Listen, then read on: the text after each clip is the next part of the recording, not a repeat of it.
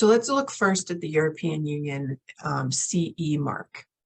What's different about this to the US system is the US system, in many cases, product certification or complying with regulations is often voluntary in the US.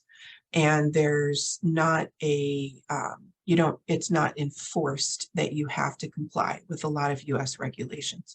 Obviously not most of the FDA regulatory, but a lot of electrical or software, things like that, they're industry standards, but they're not US government requirements. That's different in Europe.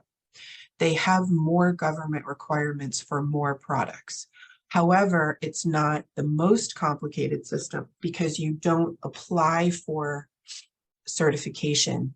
It's an honor system where you are expected to understand what the requirements are, to comply with those requirements, to document all of that, and then you basically sign and say that you are compliant. China's CCC mark is different. It's more regulated and has higher standards in many ways than the CE mark, which is more regulated and has higher standards than the US expectations.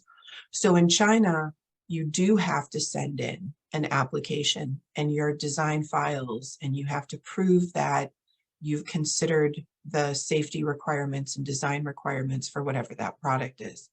They're going to want to test a sample of the product, and they will come out and inspect your factory.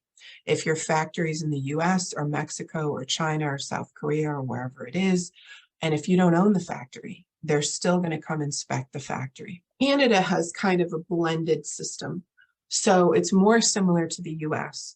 There are some forms of compliance that may be recognized in Canada, UL, as you can see here on the right, and there are others, the CSA, which is the Canadian standard system, that also might be recognized in the US.